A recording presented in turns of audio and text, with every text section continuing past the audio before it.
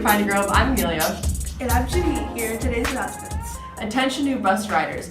Please do not wait until dismissal to try and figure out which bus you are riding home on. As soon as you realize you don't know which bus you're riding home on, you can ask a teacher, front office staff, or an administrator, and they will be happy to help you out. Plan ahead, students. Thursday, February 1st will be the next JOA or Just One Africa meeting. Please complete the survey for the Media Center. It's not too late to treat yourself to candy from our Media Center. The survey is open to all and can be submitted only once. For more information, meet our media contact. Attention thespian troop members. Remember that we're going to go see The Little Mermaid at South Forsyth High School Friday morning. Please remember to turn in your permission forms to Ms. Steinberg no later than this Thursday. There are also a few tickets still available to go see The Lion King on January 26th. See Ms. Steinberg if you would like to go. And now for your weekly Bleacher Report. The College Football National Championship was last week. UGA roosed Alabama in a double overtime that had everyone biting their nails. Alabama won 26-23. Yesterday, the Australian Open began as the first of the 4 Grand Slam tennis tournaments throughout the year. As this was filmed in advance, I do not have the results from yesterday, but I do know that Roger Federer is one of the fan favorites to win this year and trying to make this his 20th Grand Slam win. As Serena Williams will not be playing throughout the year because she just delivered a baby girl, so our new favorite for the women's will be Venus Williams, her sister. Let's go to Amelia for the world news update. Our first top headline is a deadly mudslides in Southern California. Between the hours of 3 and 6 a.m. last Tuesday, a major storm hit parts of Southern California, parts that had recently been hit by the deadly wildfires in 2017. Because of the fires, there is a severe lack of vegetation, so when the storm hit, there was nothing to hold the mud in place, causing a massive mudslide. As of January 11th, 17 people are dead and many more still missing 3 days into the search for survivors. Among these survivors was Oprah, who shared her story in videos of her residence, and the video she was up to knees in thick mud. Last Sunday were the Golden Globes, which had everyone talking about the powerful Time's Up movement. As many of you all know, the stars that attended the Golden Globes were asked by the founders of the Time's Up movement to wear black and or the Time's Up pin to support the movement. Others also brought activists as their plus one so they could further support the movement and bring a bigger platform to the activists. For those who don't know, the Time's Up movement was started to end sexual harassment, unequal pay, and the unfair position of power, and more. The movement has legal funds set up to help those take action and stand up for their mistreatment. Yesterday was MLK Day. Here are some quick facts. It's one of the 3 national holidays to be named for an individual person, the others being George Washington and Christopher Columbus. It took 32 years for all 50 states to recognize MLK Day as a national holiday. The day is supposed to be a day of community service, interracial cooperation, and youth anti-violence initiatives. Martin Luther King Jr. Day is celebrated in over 100 nations. And lastly, his birth name was not actually Martin, it was Michael. So, do you have any New Year's resolutions? Yeah, I did, but I already broke them all. Well, if you want some help, here's some tips and tricks from Daphne, Mackenzie, and Juliet.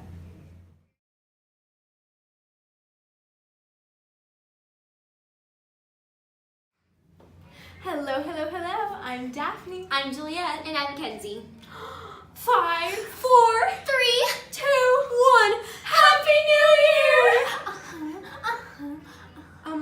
Wait, didn't that already happen? That definitely already happened. Well, now since the New Year's already here, what are some of your resolutions? Okay, well, I want to start a yoga class, drink more water, eat healthier, work out more, sleep more, and I think that's it. So what about you, Daph? I don't need any resolutions. My life is great. I'm pretty perfect. I mean, Hey, maybe you could try... not necessary. I already work out enough, sleep plenty, and I can watch as much TV as I want. Do you have any? Well, I wanted to start a diet, but... These are just too good. Well, anyways, what are your resolutions? To juggle at least 100 times in soccer. To get all A's in this next semester. Some of my New Year's resolutions are maybe being healthier and getting like really good grades for the end of the quarter and just pushing through the whole year. My New Year's resolution was to be a better student and better at everything I can. Okay, so one of my main one is to try to make more friends and just get better grades and study more. Those were some great resolutions. Totally gonna steal some. But why don't we help you with some of your resolutions? Yeah. First things first, start small. Make resolutions that you actually think you can keep. For example, instead of a donut every morning, try an apple. Tip number 2. Form a group or pick a buddy to walk through this year with you. Studies have actually shown that doing a difficult task with a friend gives you sort of an extra dose of energy or willpower. So Juliet, we can do all your New Year's resolutions with you. Now let's move on to tip number 3. Find some way to reward yourself. So if you're trying to cut down on the amount of TV you watch, maybe have a movie night once a week. But only if you have followed your resolution rules for the rest of the week. This will, of course, encourage you to follow all the rules you set for yourself. Tip number 4, keep a record of your accomplishments and low points. I would recommend a bullet journal, which I know many of you already have. And this will keep you motivated and make sure you stay on track. So last but not least, let's move on to tip number 5.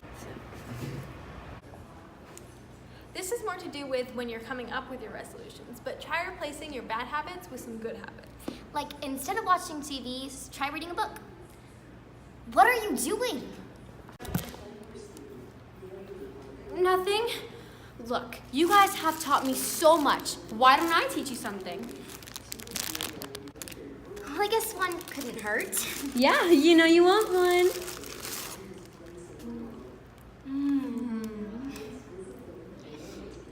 And now for the third installment of Weird Science with a special guest star. Hi, I'm Harini. And I'm Ash. And today we're doing some weird science.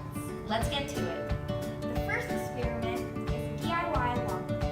All you will need is a glass jar, some oil, food coloring, your preference, and something cheap to put the food coloring in.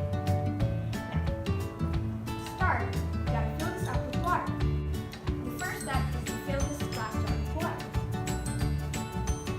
You want to fill it about 1/4 the way up. And you're going to have to duck it. Would you do that? Sure.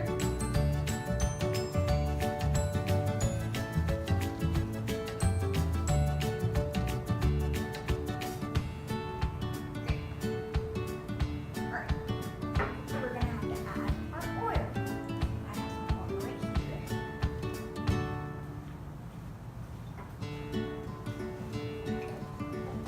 Now, it might not look like a lava lamp at first, but over time, the water will rise up exactly like one. We're going to lift that. Would you go this way? And there you go. Now once you kind of shake it up a bit, you can see the oil bubbles dancing in the water. Now the oil does that because the oil has less density than the water, so it tends to float up. The next experiment we're doing is wet or dry tissue. For this experiment, you need a box of any kind, and you go fill it up with water. Now you want to fill it like at least 3/4 of the box. That's not 3/4. There, that's good. And now what you want to do is take a cup. It should be empty, and you have to take a dry piece of tissue and fold it up so it fits your cup. And you have to tape it to the bottom of your cup.